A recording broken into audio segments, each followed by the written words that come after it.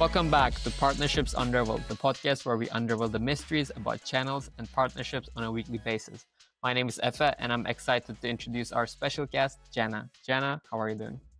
I'm doing great, Efe. I'm so excited to be here. Well, thank you for taking time. You're in the West Coast right now. It's really early. Thank you for taking time, waking up really early for this podcast. Absolutely. I'm really excited for the conversation. Maybe you could give us a bit of an introduction, tell us who you are, where you come from for our audience. Absolutely. So my name is Jana O'Connor, and I think I have the best job at SentinelOne. I lead global strategic partner marketing. I've been in the industry for, 28 years.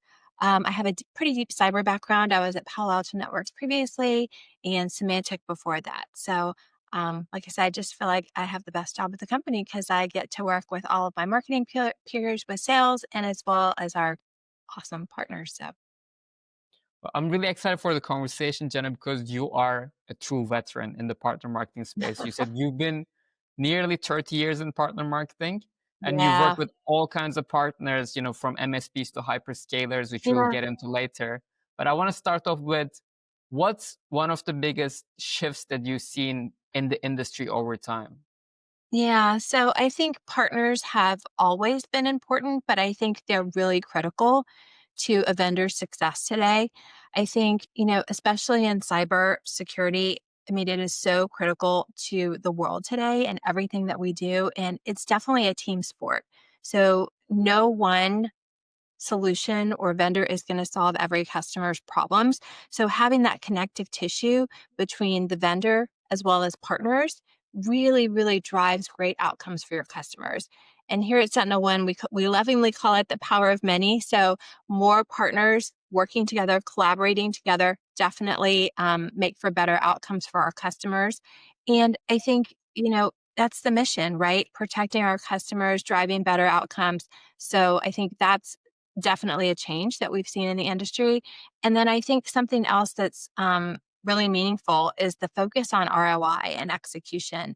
I think today more than ever, dollars are tight. We're spending a lot of dollars with our partners, and there is definitely a desire and willingness to know how those dollars are being spent, number one, and the pipeline that they're driving. So the efficacy of all of our programs I think is under more scrutiny today, and as it should be. So I think those are just a couple of the things that I've seen change over the course of time.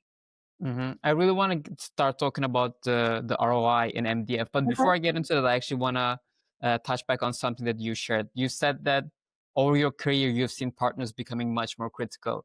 Do you Mhm. feel like this is the case because the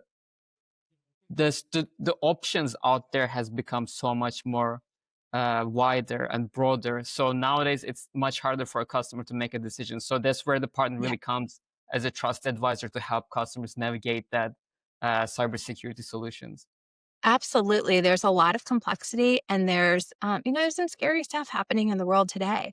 And I think customers are more and more relying on partners to, like you said, be their trusted advisor, help make the right recommendations, steer them to the right solutions, point out challenges that they have in their environment and the right vendors that can help solve those problems. So I think Mhm. again, for SentinelOne, that's really been one of our differentiators, really leaning into our partner ecosystem. We are a partner first company. So our business goes through partners. So really finding the right partners, collaborating with them, and putting together the right services and solutions has really been critical to our success. And as I mentioned, you've been doing partner marketing for nearly 3 decades now. I want to talk now about a bit about the ROI and MDF because this is Yeah. the shift that we always talk about in this podcast because we've seen over the last few years, especially that there's much more scrutiny from the CFO about like where our marketing dollars are going, what the MDF that we're spending, what do we get in return? I feel like maybe historically it was more, there were like more events, wine and dines where it was useful, beneficial, but there was not so much focus around how are we tracking the success of these programs. I'm curious Hmm. to hear, how do you approach when working with a partner? How do you approach that marketing program to make sure that it is going to yield a high ROI? Yeah, I think really the key for me is aligning on the outcomes before you even move to execution, right? So talking with your partner, talking with your field sellers, talking with your channel sellers about what customers you're targeting, is there a specific vertical or C-level that you're going after, how you're attacking those customers, so to speak, and driving them towards that engagement. And then also after the activity has happened, what's the follow-up? Because you Right. don't want to have a one-hit wonder activation, right? Like you want it to be multiple steps in a journey and in a process. And so really talking about how you're going to set that up beforehand is very critical. And I think also using data to drive your decisions, right? Like after you've had a campaign or an event or an activation, really looking at the pipeline that you're trying to drive and what was the outcome, because you always want to go back to the data. I think that that's where your CFO wants you to go, certainly your CRO wants you to go, what activities are driving the most pipeline, and those are where you always want to go back to. And I think another piece that's really tough in terms of the ROI is enablement, partner enablement. It is Mhm. so critical. As we just said, making sure that your partners are advocating for you and their customer base, positioning you to help solve those customer problems, but they can't do that unless they're well enabled. And I think that that is something that is often difficult to quantify. I think, at the end of the day, it demonstrates itself in revenue, but can you really Mhm. pinpoint that enablement session or that training that you did or that account mapping was really the thing that drove that? I think that's challenging. I think anytime you can tie something to an enablement activity, whether it's a spiff or an incentive that drives a certain outcome, I think you'll see better results in terms of tangible ROI for those specific activities. But I think the enablement piece is a little bit tougher. Yeah, I fully agree with you. I always talk about marketing, indirect marketing, Hmm. proving ROI is already hard, and partner marketing is double hard, and enablement, it's Yeah. even a bit more vague. So that's definitely you have a challenging job, Jana, for sure. But I love it. That's what makes it You fun. love That's what makes it fun, exactly. Yeah. You mentioned also when we were preparing for this call, you talked about partner marketing as the connective tissue. And when Hmm. you were giving your answer, you talked about how you have to bring your field marketing, your sales, your channel teams together. Yeah. Um, as a partner marketing leader, how are you bringing those teams together? How are you breaking down silos to make sure that you drive alignment across different business units in the company within SentinelOne? Yeah, I really do believe that partner marketing is the nexus of all of these things and where it kind of comes together. And again, that's one of the things that really excites me about the job and has kept me in it for so long. I think it's a couple of things. I think it's really transparency. So, Mhm. transparency is trust. So, when you're building a program or activity or a business plan, really, again, understanding with your internal folks as well as your partner, where are the shared goals? Like, what outcomes are you driving to? I think it's also important to have a regular communication cadence. I think, informal touch bases really just won't do Mhm. it. I think you have to have a regular communication cadence. And I think finally, again, after an activity is over, going back and looking at, was it successful? What made it successful or unsuccessful? And really framing that around key learnings and actions for next time. You don't want to get into a blame game. You don't want to say, well, if you had done this better, I had done this better. It's really, we all have a shared goal. Here's what we learned from it. And here's what we'll do different next time. And I think one of the hard parts about the partner marketing role is really operationalizing that transparency. I mean, everyone knows that transparency is so important and that does build trust, Mhm. but how do you operationalize that? I think is really important. And that's something I try to do every day because if you're not out in front of that, I think it just makes the job a whole lot harder. So for everybody. Yeah, I fully agree. I'm so glad you said that. Make sure to drive that alignment is a critical piece as a partner marketing leader. I want to pivot to a different topic. One Mm, of your strategic partners, one of your key partners is AWS, and you have yeah. invested heavily in that partnership. We have a Yes. lot of ISVs, we have a lot of vendors list tuning in, and they're maybe working with hyperscalers with AWS, or they're thinking about, strengthening that bond. From Hmm. your perspective, what's been the biggest unlock in scaling that relationship with AWS and also making it truly impactful and making sure that it's delivering results? Yeah, I definitely think our SentinelOne's relationship with AWS is a key differentiator for us in the market. I mean, I think one of the things that really has a lot of synergy for the partnership is that AI is at the core of their platform. It's at the core of Mhm. our platform. I mean, we've been doing AI for a decade. It's built into everything that we do, and so we share that. And I also think the meet in the channel piece is so important. So channel partner private offers, that really drives growth and scale a lot faster. So being able to unlock that has also been a real differentiator for us as well. Yeah, this Not to we talk. mention the integrations. I didn't even touch on the integrations. We have so many joint integrations together. So Yeah, I think part of it is the tech has to work, obviously, but then the part of it is also like the business, the marketing side, the alignment as well. And yes, and you keep all of that going for us, which has really helped the relationship grow exponentially. the channel, the CPPOs you mentioned as well. I think they, because when the hyperscalers were first popping up, I think there was a lot of questions around like what's the Sure, role of the channel partners, what's the role of distributors, and maybe some sure. people were like being a little skeptical, like are Yeah. we out? Are we not going to be as valuable anymore? But I think that we've all seen that channel partners are still a critical role, play a critical role in marketplaces as well. And again, it's all about driving the best outcomes for the customer. And it's Exactly. also customer choice and how they want to procure their solutions. So it's really just helping the customer get what they need at the end of the day. Exactly. I'm really excited to see, been following hyperscalers AWS closely. We Mhm. also had some guests on the podcast as well. I'm really excited. I've been following them really closely and excited to see the next evolution, the Yeah, next wave that we're gonna see. yeah.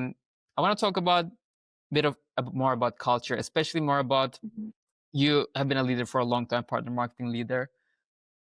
What do you look for when you're hiring for your own team? What do you think makes a great partner marketer for those who are listening to us, maybe who wants to get into a partner marketer, who wants to become a partner Yeah. marketing leader? What are the characteristics that you look for when you're hiring for your team? Yeah, I think that these jobs are often undervalued in terms of the skills that it takes to be successful. So I think you have to have a strategic mindset because you really have to understand the partner business model, your own business model, where the overlap is, how to align your marketing activities to the business plan to drive growth, not only today, but into the future. So you have to have that strategic mindset. But you also have to be a details and tactics person. I mean, you're often the same person who is putting together this big strategic marketing plan. You're usually booking the venue, we're usually uploading the leads after the event is over. So you have to be able to work in both worlds. And I think that that's really tough. And I would say the last piece, we already touched on it a little bit, is being a good communicator and being able to reach across the aisle to the other folks in your organization and Okay. making sure that they understand how to work with your partner and how to influence and get the things that you need in order to make that partnership successful. So I think it's a really critical role in the organization. And it's sometimes, it's tough to find somebody that can do all of those things and do them well. So, Yeah, I fully agree with you. I always see as partner marketing as a complicated role because I think, as you said, you have to be a good generalist. First of all, you hmm need to have really good business acumen to, go with partners and have that high level conversation, with their executives. But at the same time, also be able to do all the detailed tasks that you have to do as well. So yeah, definitely a challenging role, as I said before. But I guess that also what makes it so enjoyable yeah, for you. for sure. Amazing. You also, before when we talked preparing for this podcast, you shared that relationships are something that you're passionate about. Yeah. Um, why is that so important for you? And maybe second question is that what's the one relationship that's had a transformative impact on your career? Yeah. So I think really my relationships and my network have really shaped my career over the past almost 3 decades. I am still in very close touch with a lot of folks that I worked with in my first job in this industry at Seagate Software, back Mhm. in 1998. So I value them, I hold them close, and I think they've really helped shape me both as a leader and as a person. And I think, it's really tough to distill that down to one person. I would say I can kind of put it in 2 buckets, though. I'd say the Mhm. first is, my relationships have really helped me navigate unwritten rules within an organization. So I think when I first started out, back in the day, I was an excellent operator, right? Like I really could get stuff done. I could really drive tactics hard, but I didn't understand, I think, the politics or the landscape of the organization and, how to put that strategic vision in place. So, Mhm. really the folks that I worked with helped me shape that and really helped me move from an excellent operator to a respected leader. So I'd say that's one piece. I think the other thing is over the years, my relationships have really been an emotional safety net for me. This industry can be really isolating. It can be tough. And I would say, especially back when I started for women, there weren't a lot of women in tech. So really just having people to talk to, a sounding board, someone to share celebrate my successes, share my failures, both in a professional way and in a personal way. Like these relationships got me through a lot of things, right? Like a divorce, the death of both of my parents, navigating all of that while also having a very stressful job. And, I have a really good friend in this industry, and she's also a busy marketing executive. And we jokingly laugh, like, it's so hard to find a time during the day where we can talk. But Mhm. our little joke is like 7 minutes because I call her and I'd be like, I have 7 minutes till my next call. Do you have 7 minutes? And she's like, I have 7 minutes. I'm like, okay, let's catch up. Like, let's talk about, what's top of mind or what's happening today. Or I have a question about this that, you might be able to help me. So, yeah, that's kind of our joke. Every time I call her, I'm like, 7 minutes? She's like, I have 7 minutes, but no, I have 7 minutes in 2 hours. So call me back. So it's kind of like our loving little joke. So I would definitely say my relationships have shaped me for the better.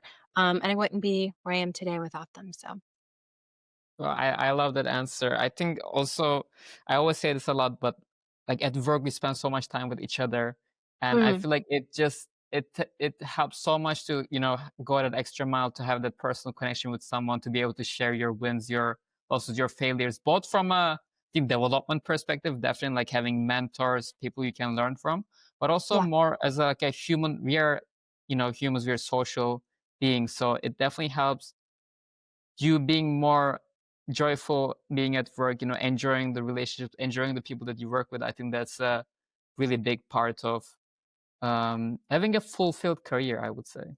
Yeah, and it's the best compliment too when somebody calls you that you've worked with and they're trying to navigate a challenge and like, "Do you have time to talk to me about X?" And my answer is always yes, because I want Hmm. them to say yes when I call as well, right? And I also might learn something from the conversation I didn't know before. So, and I always want to help when I can. I mean, I think especially today, like the market is so tough, and so having a solid network really, really helps. Yeah. I think kind of feels good when people like reach out to you and like ask for your Oh, opinion 100%. about something. Yeah. Yes. I, I also always love to. I always say yes. I always say yes if I can help with anything. Amazing, Jenna. Before I let you go, speaking about Yes. relationships, the way we continue the podcast is we ask our guests for recommendations. So, Yes. who do you think would be a great next guest on the podcast? I think a great next guest on the podcast would be Trisha Atchison. So she leads Global Partner and America's Marketing at Equinix. And I have known her since the beginning of my career. I am very lucky to call her a friend and also a mentor. And she also always gives me great advice. So I think your listeners would love to hear what she has to say. Amazing. Well, thank you so much, Jenna, for joining us. And Trisha, I'll reach out to you and hopefully we can get you on a future episode. Thank you Thanks for for having me. listening. Yes. And So much see you in the fun. next episode. Thank you. Thank you.